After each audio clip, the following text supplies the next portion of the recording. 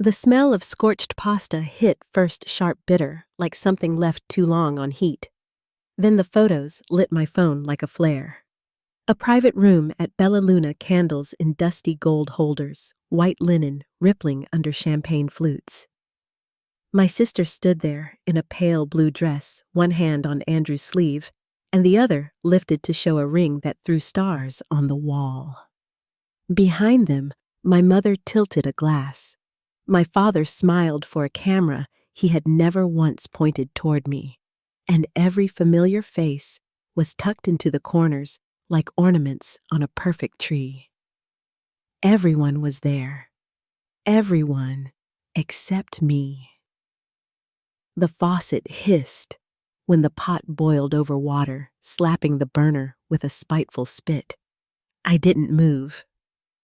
My thumb kept sliding picture after picture, like I might eventually find myself in one. I saw my aunt, my cousins, even two girls from high school who used to borrow my notes and call me quiet genius with a wink. The cake was custom fondant peonies, blue ribbon, a sugar plaque that read S&A. S&A. Forever, and the caption under my cousin's photo said, "Couldn't love this family more." I dialed with hands that didn't feel like mine, and waited through 3 rings I could count by the throb in my throat. "Olivia," my mother answered like I'd interrupted a nap. I asked the only question that would come out. "You had Sophia's engagement party tonight." There was a pause big enough to walk a lifetime through, and when she finally spoke, the voice was tight as a piano wire. "You have always been the jealous one. We didn't want you making a scene." The burner clicked off. The kitchen went very quiet. Something in me did too. Before I go on, tell me where you're listening from down in the comments. And if you've ever been treated like you didn't matter, especially by your own family, hit that like button and share this with someone who'll understand. Make sure you're subscribed so you don't miss what happens next. But to understand why that phone call split my life in two, you need to know how long I'd been learning to stand in the shadow without shivering. I grew up outside Boston in a house with a maple out front that turned the whole street gold in October. Inside, the breakfast nook was oak and always sticky with jam. The hallway smelled like lemon cleaner and my mother's perfume. There was a place for everything except for my feelings. My sister Sophia was the melody in our home piano recitals, choir solos, debate trophies that clinked when the cabinet door shut. I was harmony. No one wrote down an echo they let fade on its own. The first time I realized it, candles were melting themselves into a puddle on my 10th birthday cake, while my father poured champagne for the adults to toast Sophia's surprise first-place win. My mother called every aunt we owned. My friends cut themselves narrow ribbons of cake, not sure where to look. I sat at the edge of my own party and learned how to blow out candles no one was watching. It stayed that way in 1,000 small choices that add up to a life. When I won a scholarship to the Art Magnet High School, my parents missed the ceremony for a choir dress fitting.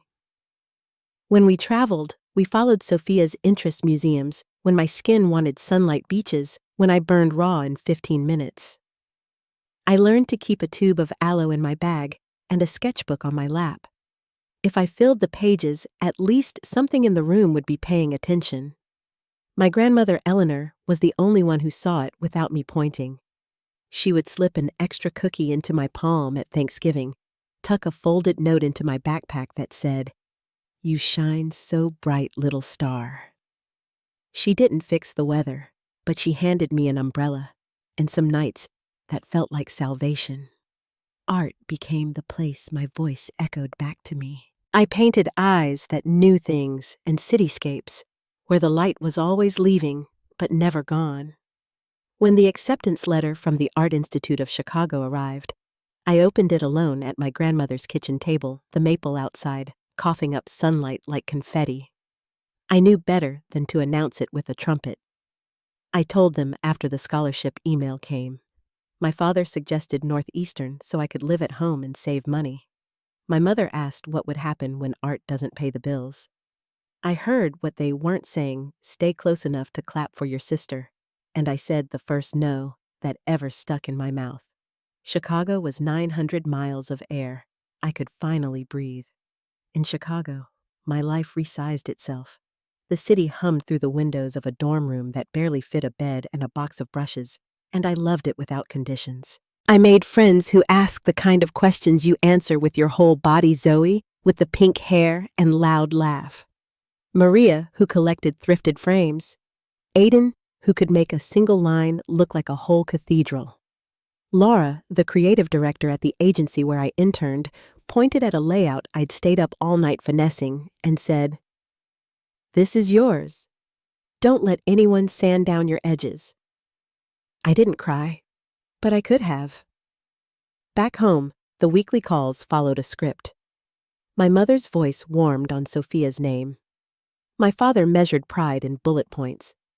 Sophia graduated law school with honors, started at a firm where the lobby orchids never wilted, began dating a man my parents could introduce without learning how to pronounce anything.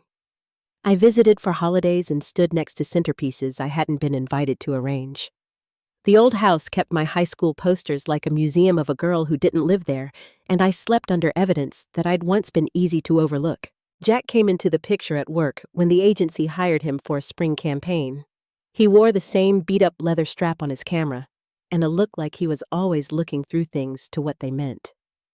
The first time he took me to dinner at his parents' place, every wall had a photo of one of his siblings winning or losing, or just laughing with spaghetti sauce on their chins. His mother asked about my art like it mattered. His father passed bread with a grin and said, "Save room for pie."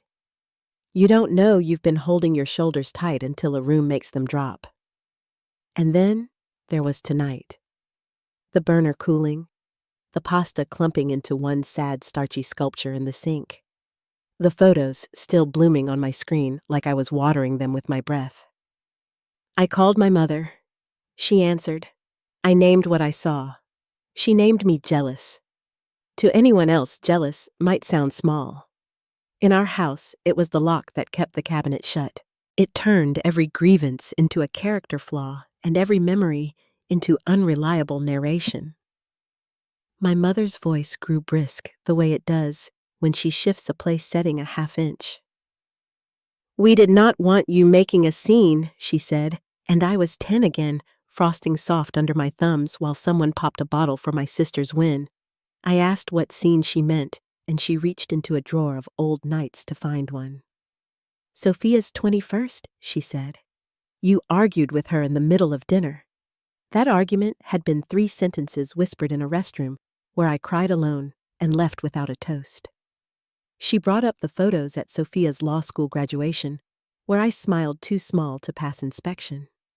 She didn't mention I had driven 6 hours that morning after a breakup I'd told no one about, because telling would have made it about me. I listened to the shuffling on her end, the rustle of paper, or maybe a napkin, and felt something steady itself inside me. "Then you won't mind missing my wedding too," I said, my voice even enough to stack coins on. She laughed short and bright like a fork against crystal. "You and Jack are not even engaged." I picked my words the way you pick glass out of a cut. "Not yet. But when we are, don't expect an invitation." I hung up because I had to choose between that and drowning. The apartment made the small sounds that remind you you're alive. The radiator ticking like a watch. The freezer nudging itself on. Someone in the alley laughing as a car door thunked shut. I turned the phone face down, and it still felt like it was screaming. The pot in the sink steamed like a ghost of the dinner I'd wanted, not the one I got. I slid down the cabinet like a tired stagehand and sat on the floor with my knees up and my forehead on my wrists. This is the part where people want to fight. They expect you to throw the plate or text a paragraph that burns the wallpaper. In real life, injustice is quieter than that. It's the way your hands won't stop shaking, even after you set the phone aside. It's the click in your jaw when you remember how beautiful your sister looked in that blue dress, and you want to be happy for her, and also want to be anyone else for 5 minutes. It's the drip from the faucet that lands, and none of the drops belong to you. A photo buzzed through from a cousin who forgot to take me off a list. It was the custom cake with the little gold plaque and a caption of hearts.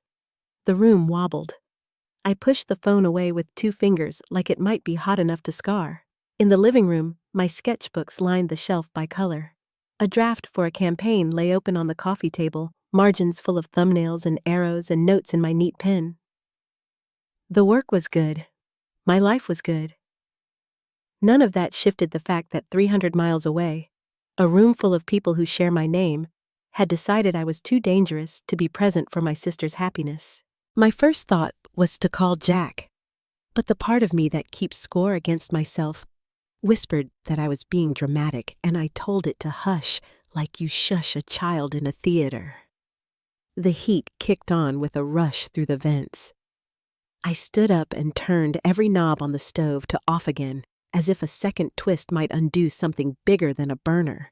When the key hit the lock an hour later and Jack's camera bag dropped with its usual soft thud, I was still in the kitchen, still on the tile floor, hair pinned back with a pencil I'd grabbed without thinking.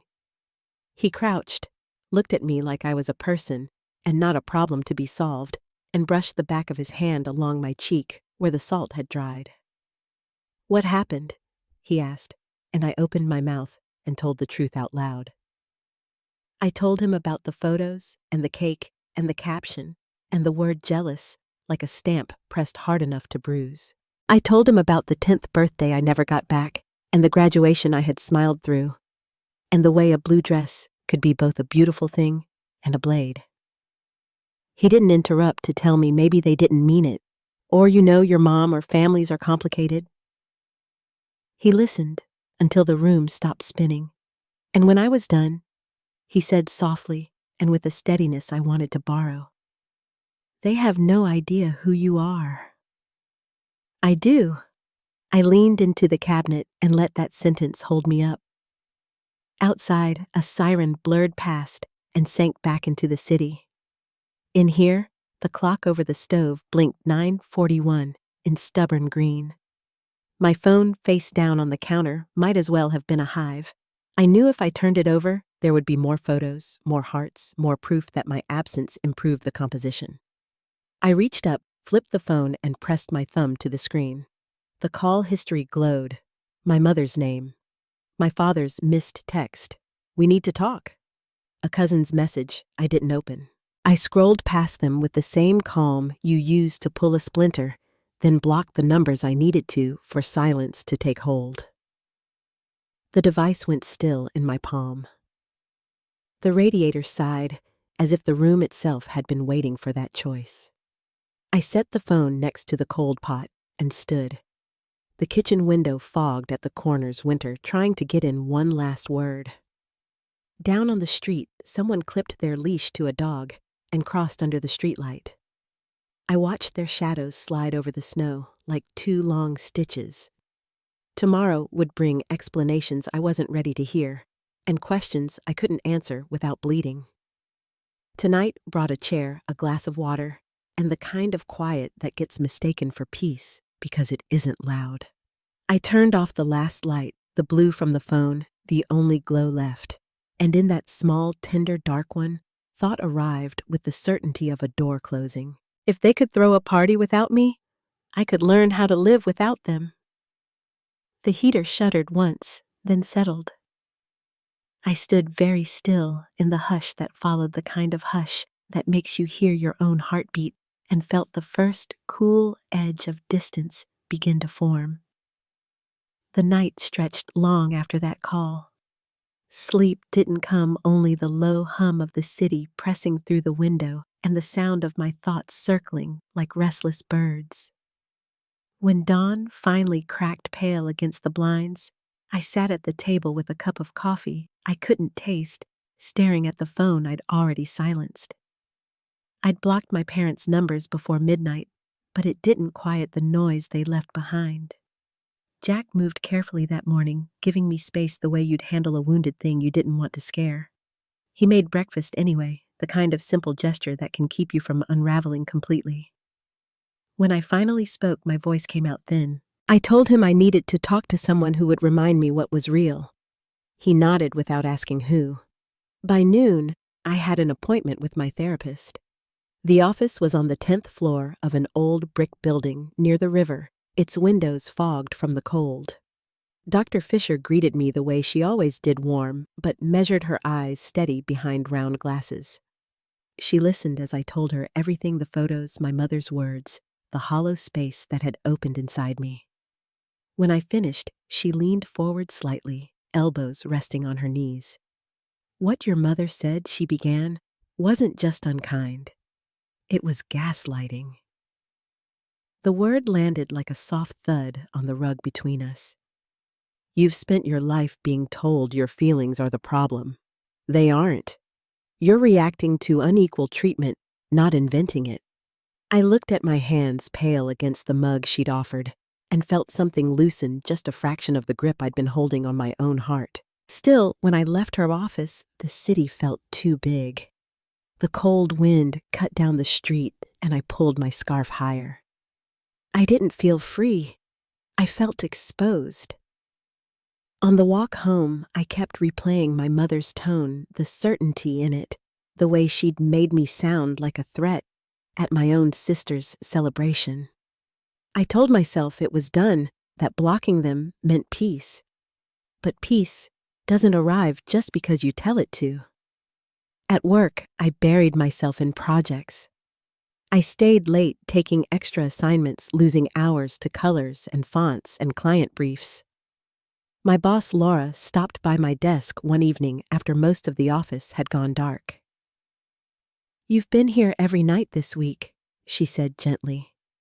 "Whatever's eating at you, it's not worth burning out over." I smiled, or tried to. "Just easier to think here," I said. She studied me a moment, then gave a small nod. "Make sure you remember to live outside of the work, too. You're allowed." But nights were harder. That's when the doubts came crawling back, whispering that maybe I really had been the jealous one, the dramatic one, the problem. Jack tried to break the loop in quiet ways. He'd come home with takeout from my favorite Thai place, or tug me out for a walk along the lake when the insomnia got bad. On those nights, the air off the water was cold enough to sting, and he'd slip his hand into mine, steady and sure. "You're not alone in this," he'd say. And for a while, I could almost believe him. 3 weeks after that night, Jack told me to pack a bag. "No work, no phone, no social media," he said as we loaded the car. "Just a few days to breathe." The highway stretched flat and empty out of the city, the skyline fading behind us like a watercolor washed in rain. By afternoon, we reached a small cabin near Lake Michigan. It was the kind of place where time seemed to move slower. Firewood stacked neatly by the porch wind, sighing through the pines and the lake murmuring just beyond the dunes. We spent Saturday hiking narrow trails threaded with early spring green. The air smelled of damp earth and thawing roots, the kind of scent that hints at renewal before you quite believe in it. Jack carried his camera, but barely used it. That evening, we walked the shore as the sun bled into the horizon orange and rose fading into the gray-blue water. The sand was cool beneath our shoes, the waves brushing the edges of our footprints. He was quiet for a long while before he spoke.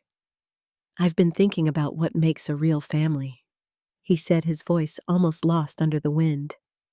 I glanced at him, curious. "And what have you figured out?" He stopped walking, turned toward me with that steady look that always feels like a hand on the back. "That family isn't about blood. It's about who shows up for you, who sees you for who you are, and loves you anyway." His eyes caught the last glint of sunlight. "That's what I want to build with you." Before I could speak, he dropped to one knee.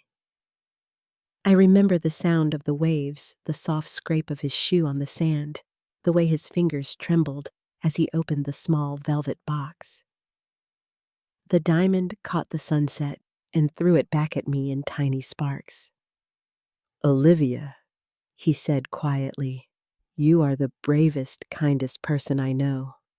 Will you marry me? My breath broke into a laugh, or maybe a sob. It was hard to tell. Yes, I said once, then again, louder. Yes. When he slid the ring onto my finger, it fit, as if it had always been waiting there. For the first time in weeks, the heaviness in my chest lifted. I felt chosen, not compared, seen, not measured. We drove back to Chicago Sunday evening. As soon as we walked through the door, the lights flicked on, and a chorus of cheers erupted. Zoe had guessed everything. Our apartment was strung with fairy lights, the coffee table crowded with champagne and takeout boxes. Finally, she shouted, hugging me so tight I could barely breathe. Our friends toasted, laughed, made bad speeches, and danced in their socks across the rug. It was imperfect and chaotic, and exactly what joy is supposed to feel like. In the days that followed, life took on a different hum. Jack and I spent evenings talking about wedding plans, small ceremony, close friends, a setting that felt alive. We both loved the idea of the botanical garden where we spent so many Sunday afternoons surrounded by wildflowers and quiet paths. It felt honest, like us, but beneath all that excitement, a shadow lingered. I couldn't stop thinking about the absence, about who wouldn't be there. One night, while we were sketching ideas for the ceremony on the dining table, Jack closed his laptop and looked at me. Have you thought about whether you want to invite your family? He asked gently. I didn't answer right away. The question sat between us like a stone.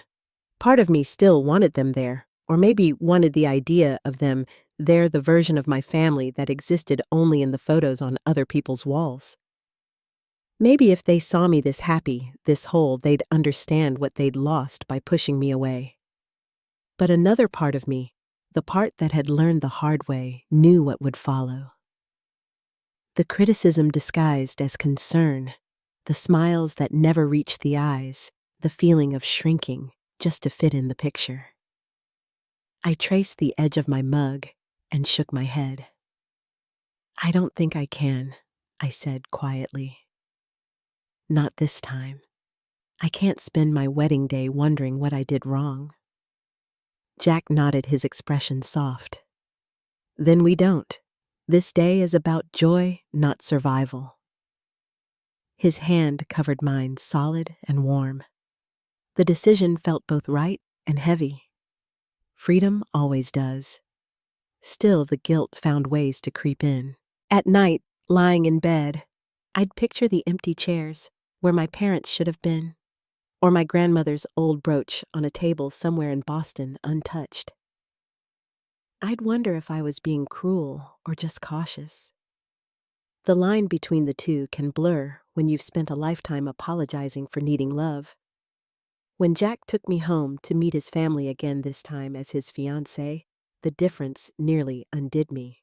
His mother hugged me with tears in her eyes. His father clapped Jack on the shoulder and said, "About time." His sisters argued playfully over who'd host the bridal shower. The house was full of noise and warmth, the kind that seeps into you like sunlight through old windows. I sat at the dinner table listening to their laughter and felt something ache deep inside, a grief for what I never had and a gratitude for what I'd found. That night, lying in the guest room, I cried quietly into the pillow. Not for the past exactly, but for the child in me who had never known this kind of belonging. Jack didn't ask why when he found me awake. He just held me until the tears ran out. "You're building your own family now," he whispered, and I nodded into his chest, trying to believe that healing could be as simple as beginning again. Days later, when my phone buzzed with a voicemail from Aunt Elaine, the aunt who'd always been kind but careful, I hesitated before listening. Her voice was warm, familiar. She'd heard I was engaged, she said, and wanted to see me while she was in Chicago for a conference. "Coffee, maybe?" she added. I nearly deleted it. She had been at that engagement party. I'd seen her in the photos, smiling under those same golden lights. but curiosity or maybe hope won out. I texted her back the next morning and agreed to meet. Maybe I just needed to know if anyone back home still saw me as more than the jealous sister who made scenes that never happened. I spent the following week in a quiet unease, half expecting regret to knock at my door. Instead, I found myself thinking about the lake, the sand under my feet, the moment Jack asked, and I said yes. The memory carried a steady calm I hadn't known before, a reminder that peace could be chosen like anything else. Still, when I walked into that small cafe near my office, a few days later, heart knocking in my chest, I wasn't sure what to expect. Aunt Elaine was already there, her coat draped over the chair beside her, a coffee cup half empty on the table. She looked up and smiled, the kind of smile that reached her eyes, and I felt a flicker of something I hadn't felt toward my family in years, the faintest trace of home. That was the beginning of something I didn't yet have a name for, something that would change everything I thought I knew about why my family became what it was. The cafe was quiet that morning, sunlight cutting through the tall windows and turning the dust in the air into small floating stars. Aunt Elaine looked up from her cup as I walked in, her face softening into a smile that didn't need words. She stood, pulled me into a hug that smelled faintly of cinnamon and floral perfume, and for a moment, I forgot to breathe. It had been years since a member of my family had touched me without tension behind it. We sat near the window, the hum of conversation low around us. "Let me see it," she said, her eyes dropping to my left hand. I held it out, and the diamond caught a shard of sunlight, scattering light across the table. She smiled the way mothers do when their children finally find happiness. "Jack has good taste," she said quietly. I nodded, unsure what else to offer. "How did you hear?" I asked, trying to keep my tone even. "Zoe posted pictures," she said. "Your mother doesn't know yet. She and I haven't been talking much." That caught me off guard. I had always thought of my mother and Elaine as a matched set, two sides of the same careful coin. "What happened?" I asked. She stirred her coffee, looking down into it like it held something she couldn't say out loud. "We disagreed," she said at last, "about how certain people are treated in our family. Specifically you." The words settled over the table like a soft blanket, heavy with warmth and regret. For the first time in years, I felt the air shift. I didn't realize how much I'd been holding in until it all came rushing out. I told her everything, the party, the phone call, the accusations that had bruised deeper than they sounded. She didn't interrupt, didn't try to fix or justify. She just listened, her hand resting quietly over mine. When I was finished, she let out a breath that trembled a little. "I knew about the engagement party," she admitted. "I told myself it wasn't my place to interfere. I've regretted that every day since." We sat in silence for a moment. The clatter of dishes and the hiss of the espresso machine filled the quiet between us.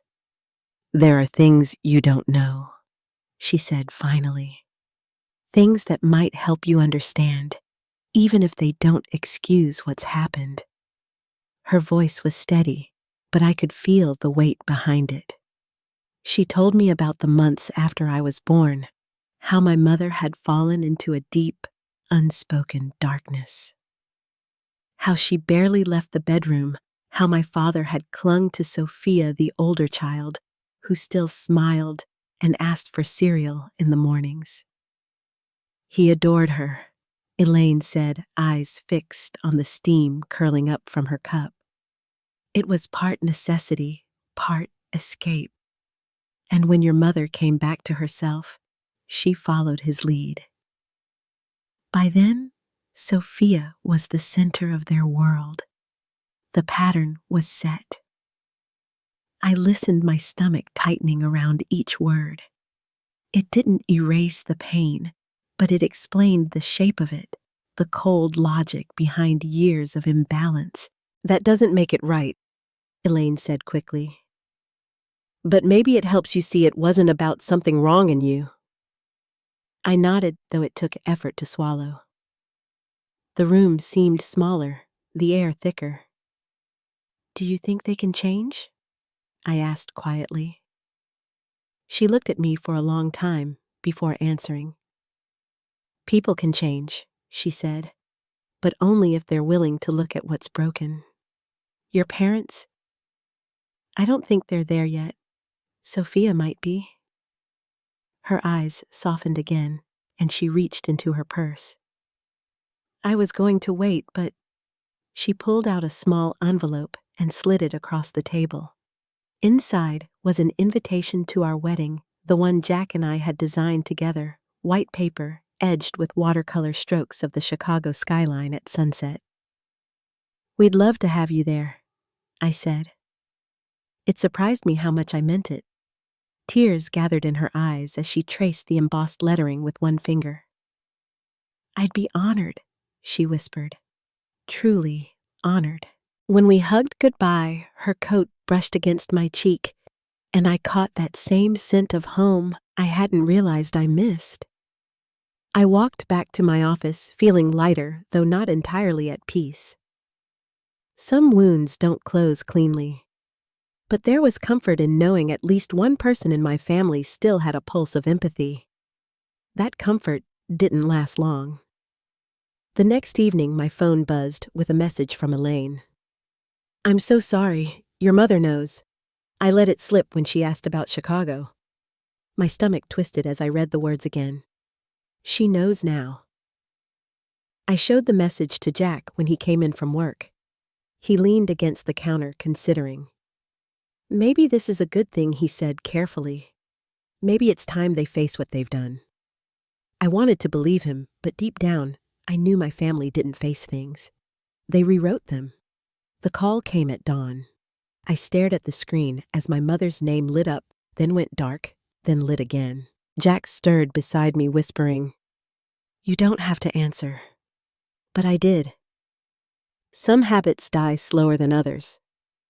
Her voice came through, already breaking. Olivia, she cried, how could you get engaged and not tell us, your own family? The sound of her sobs tugged at a place I'd thought I'd boarded shut. How could I said, quietly. You threw a party for my sister and didn't tell me it existed. Her crying turned sharp defensive. That's different. We didn't want drama. You always find a way to make it about you. Something snapped inside me, not loudly, but with the clean precision of glass under pressure. I've spent my entire life not making things about me. I said, my voice steadier than my heartbeat. I've stepped aside, kept quiet, pretended it didn't hurt. You've mistaken silence for peace. She scoffed. We treated you and Sophia equally. I laughed, a hollow sound that didn't feel like mine. Name one time you put me first, I said. The line went quiet. I could almost hear her searching, flipping through old years for something that didn't exist. When she finally spoke, her tone had hardened. So this is your revenge, excluding us from your wedding. I closed my eyes. This isn't revenge, I said softly. It's protection. I deserve a day that doesn't hurt. I ended the call before she could answer, my hands trembling, the silence around me heavy but clear. An hour later, my father called. His voice carried that calm, managerial tone he used when closing deals. Your mother's upset, he began. I think this has gone far enough. I let him speak. He talked about family unity, about perspective, about how we all see childhood differently. Sophia has her complaints too, I'm sure, he said. You need to move past it, I asked quietly. Has she ever felt forgotten? He hesitated. Well, no, he admitted, but that's not the point. It's exactly the point, I said. The conversation spun in circles until I realized he wasn't listening, only waiting for his turn to talk. I hung up before he could finish his sentence. By evening, Sophia called. Her tone was sharper than I'd expected. "What did you do?" she asked. "Mom's a wreck. Dad's furious. You've turned the whole family upside down." I took a breath, steady and deep. "All I did was say no," I said. "No to another day where I disappear." She sighed. "You could have just told them you were engaged." I closed my eyes, like they told me about your engagement party. The silence on the line was long and heavy. When she spoke again, her voice was smaller. I knew she said finally. "Mom said it was better that way, that you'd start an argument." I felt the ache rise behind my ribs, slow and deep. "We weren't arguing," I said quietly. I hadn't even spoken to her. Another pause. Then barely above a whisper, I should have called you myself. It was the first time I'd heard her voice carry regret. For a moment, I let that sink in. We talked for nearly 2 hours after that, about childhood memories, about the cracks we'd both ignored. She asked questions she'd never asked before, what it felt like to be the one standing in the shadows. I told her the truth, that it was lonely, not just in the quiet moments, but in the constant pretending. She didn't interrupt. When she finally spoke again, her voice trembled.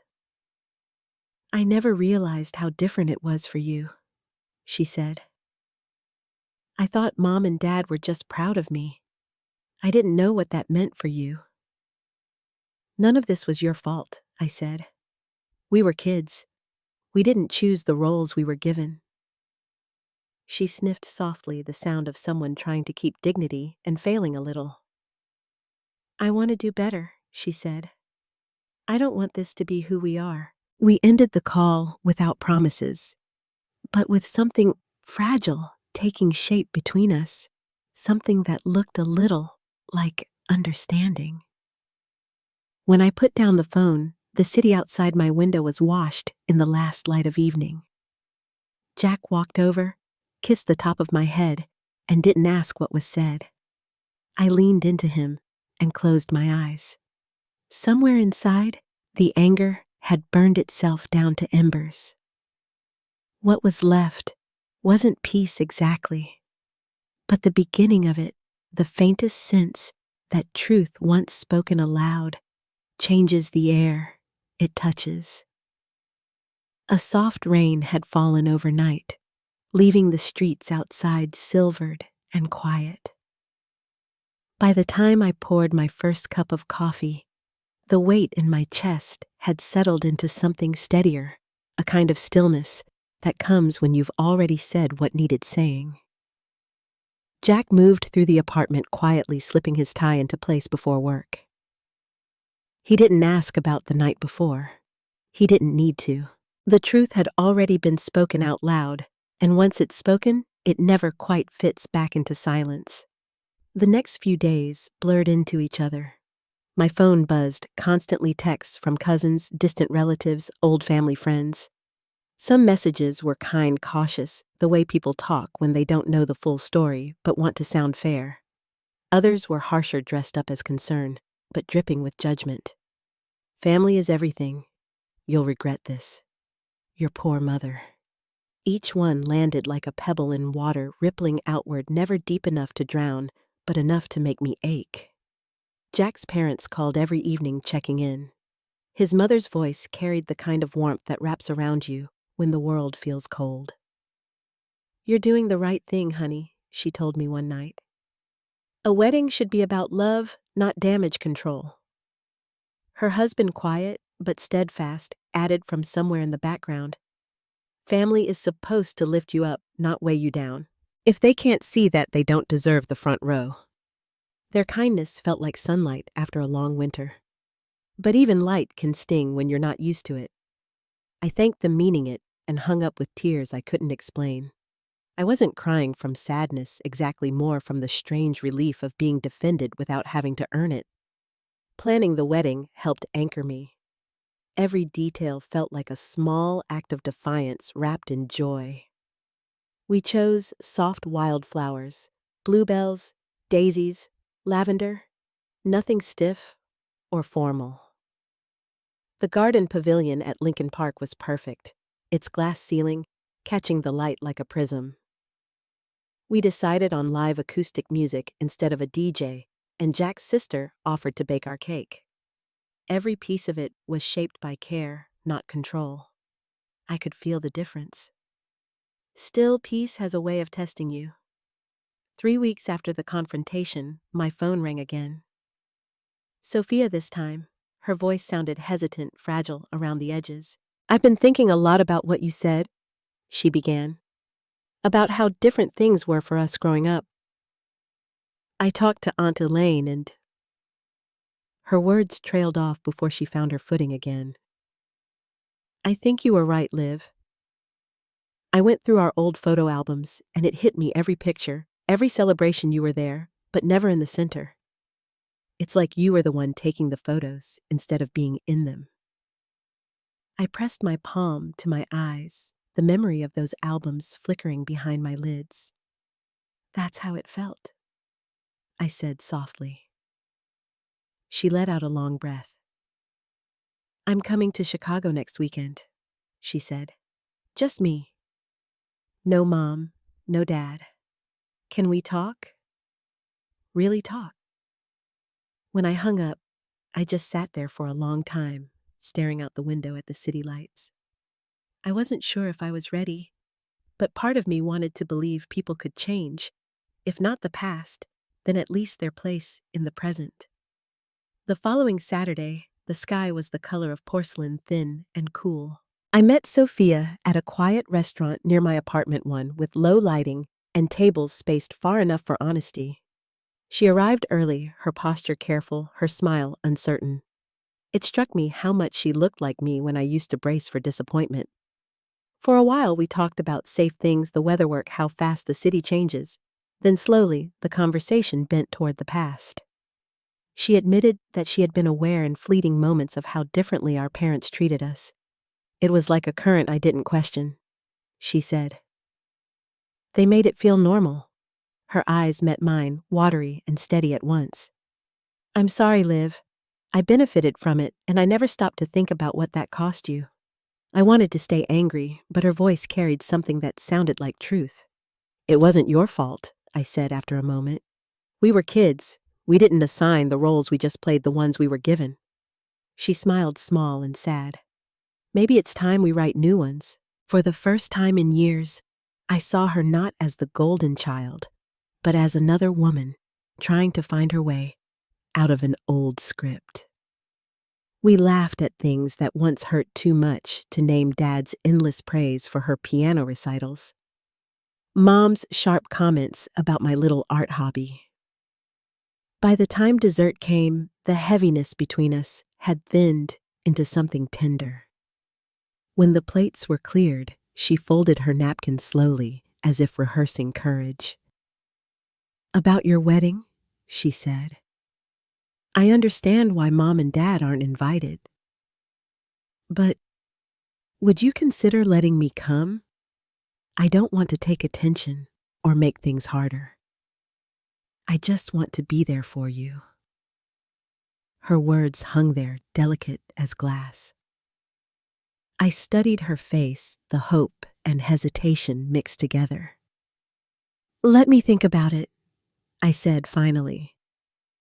"Jack and I need to decide together." She nodded, relief flickering through her expression. "Whatever you decide, I'll understand," she said. "But I'm trying, Liv. I want to be the sister you deserved." When we hugged goodbye, it wasn't the stiff, polite embrace of holidays past. It felt real, unsteady, but genuine, like the first step on unfamiliar ground. As she walked away, a small part of me realized I didn't feel invisible anymore, just cautious. Back home, Jack listened quietly as I told him everything. He didn't push one way or another, just took my hand and said, "Whatever choice lets you breathe easy, that's the right one." His steadiness has always been my compass. That night, lying beside him, I weighed the decision until sleep took it from me. In the end, I decided not to invite her.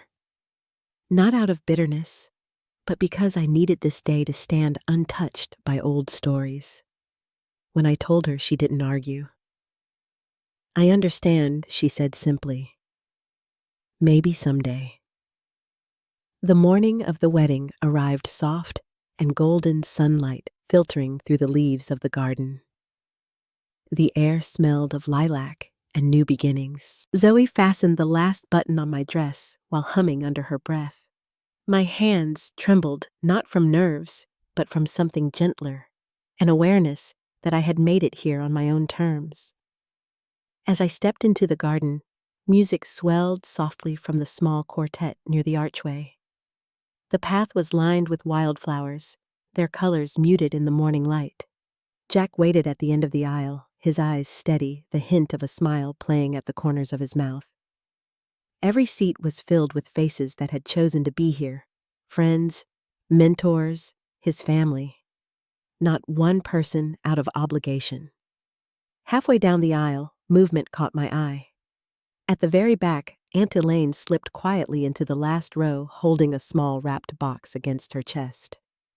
Our eyes met for an instant, and she smiled a kind of gentle permission. My steps didn't falter, but something warm rose behind my ribs. The ceremony itself unfolded like a dream written in real time. We spoke our vows beneath a ceiling of glass, the morning light catching the edges of every word. When Jack said, "You are my home," I felt the truth of it down to my bones. During the reception, laughter carried over the soft notes of music. Elaine approached me, the same box still in her hands. "I have something for you," she said, her voice unsteady. "From your grandmother." Inside was a small wooden chest carved with birds and flowers worn smooth from age. Beneath a stack of old photographs and report cards was a sealed envelope in Eleanor's familiar handwriting. I unfolded it carefully. The paper smelled faintly of lavender and thyme. Her words were simple but sure. "You were never invisible to me, Olivia. I saw your light even when others looked away. You will build the family you deserve. Love deeply and don't dim yourself for anyone." By the time I finished reading, my tears had blurred the ink. Jack reached for my hand, grounding me back to the moment.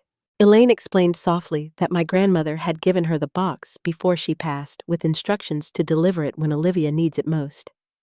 I could only nod, unable to find my voice. She hesitated, then pulled another envelope from her purse. "This one's from your mother," she said. "She asked me to give it to you. You don't have to read it now." I held it in my palm, feeling its weight, the kind that can break you or free you depending on when you open it. I slipped it into my bag, deciding to wait. Later that night, as twilight settled and lanterns flickered to life above the garden, Jack and I stood together beneath the trees, watching our friends laugh and dance. The air was thick with music and the smell of lilacs. For the first time in years, I didn't feel the need to look over my shoulder to see who wasn't there. I thought of my grandmother's letter, of Sophia's voice on the phone, of my mother's envelope still unopened. There would be time for all of it. But not tonight. Tonight, I chose to stand in the light of the life I'd built, the one no one could take credit for but me. Somewhere beyond the laughter and the music, a night breeze moved through the garden, cool and sweet, and I knew something was shifting. Not the past, but what I carried from it. Something old was letting go, and something new was just beginning to take root. The morning after our wedding felt like the world had exhaled. The rain that brushed through the city overnight left the air sharp and clean, the kind that smells faintly of wet stone and lilac. Jack and I sat barefoot on the porch of our small apartment, 2 mugs of coffee between us, the garden flowers from yesterday already beginning to droop in their vases. The laughter, the music, even the soft applause that had carried through the night, all of it had faded into a memory that hummed quietly under my skin. When I reached for the unopened envelope on the table beside me, the paper had softened at the edges from being carried around all night. I turned it over in my hands, tracing my mother's careful handwriting. Jack didn't say anything. He just set his cup down and rested his hand on my knee, a silent promise that I didn't have to read it alone. The letter was longer than I expected. Her words were deliberate, each one chosen like a stone placed into a path. She wrote about the years she couldn't face, about postpartum shadows, and the way small patterns turn into walls. She didn't excuse herself, not this time. She called me by name, my Olivia, and told me she finally understood what she had done by pretending everything was fine. She wrote that she believed me now, that she was sorry for every time she had told me I was too much or not enough. At the end, she said, "I don't expect forgiveness. I only hope that when you think of me, it won't always hurt." I folded the letter slowly and placed it back in the envelope.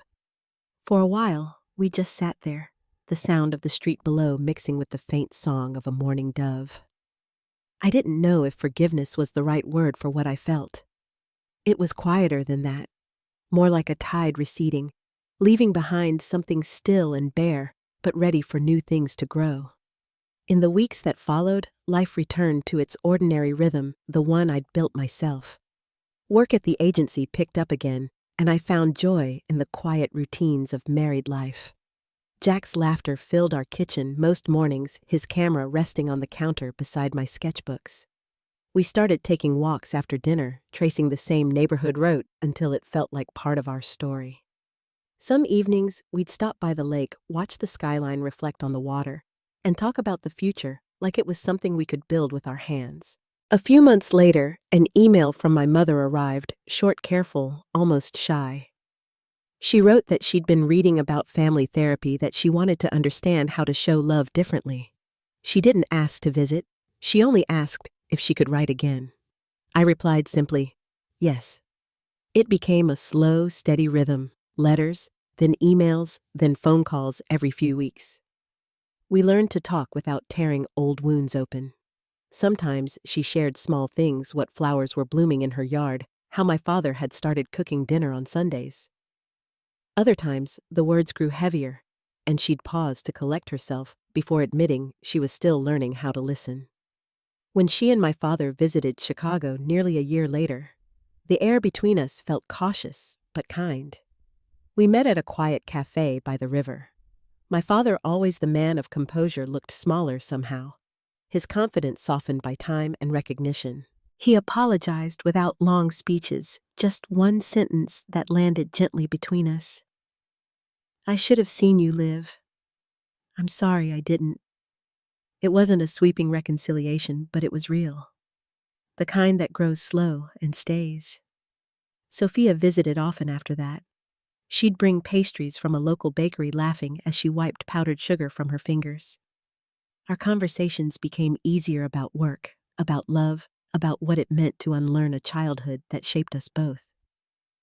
Once she said, "It's strange, isn't it? How we spent years believing we were in different stories, but it turns out it was the same one all along." By the second spring after our wedding, the air in our home had changed. Jack and I had moved into a small house near the lake, a creaky, sunlit place with a screened porch and enough room for an art studio. On Sunday mornings, we'd leave the windows open and let the wind carry in the sound of church bells from a few blocks away. I hung my grandmother's letter above my desk, its edges curling slightly with time, a quiet reminder of everything she had seen before anyone else could. When our daughter was born the following summer, we named her Eleanor. Her hair came in soft and dark, her eyes a calm shade of blue-gray that reminded me of morning rain. The first night home, as she slept in her crib beside us, I felt something lift inside me, a promise I didn't need to say aloud. She would never have to wonder if she was enough. Family, I learned, isn't a fixed thing. It changes shape, bends, and mends itself in unexpected ways. Sometimes it's made of the people who share your blood. Other times, it's the ones who choose to stand beside you when everything else falls away. The first Thanksgiving we hosted the house was full of both kinds. Jack's parents carved the turkey while my mother set out the silverware, her movements quiet but certain. Sophia helped Zoe arrange flowers down the center of the table, laughing when they ran out of vases and started using coffee mugs instead. My father offered to make a toast, his hand trembling slightly as he lifted his glass. To new beginnings, he said, and to those who make us brave enough to start them. The words hung in the air, tender and true. I met my mother's eyes across the table, and this time she didn't look away. After dinner, I stepped out onto the porch alone.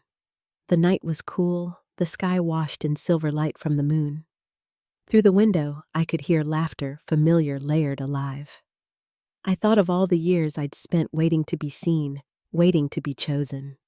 I hadn't realized that choosing myself first was what made it all possible.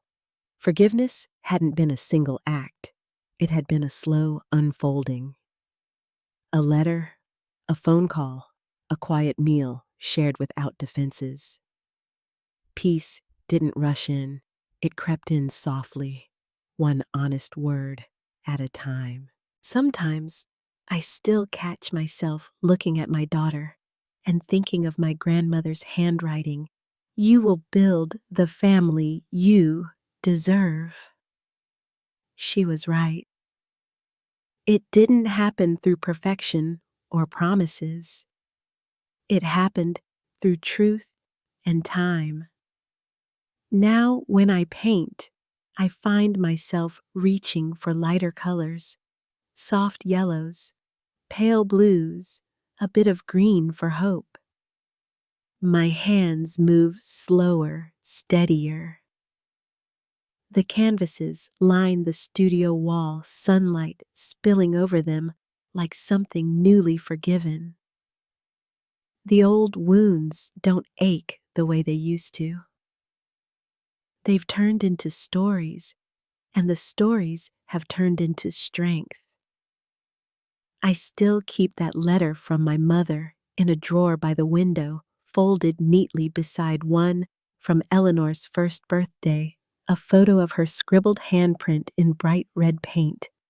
2 generations apart, bound by something better than apology understanding. The years keep moving forward, but the peace stays. It lives in quiet mornings and laughter that doesn't hide behind politeness. It lives in boundaries kept without bitterness, in the small joy of knowing who you are when no one else is watching. As I close the window each night, the city hums softly beyond the glass, a reminder that even in the noise, peace can belong to you if you protect it. Some wounds don't fade because we forget them. They fade because we finally stopped carrying them like proof. If this story found a place in your heart, tell me where you're listening from down in the comments. And if you've ever learned to make peace with your past, I'd love to hear how. Don't forget to like, share, and subscribe for more stories about quiet strength healing and second chances. And remember, you are enough exactly as you are. Always have been. Always will be.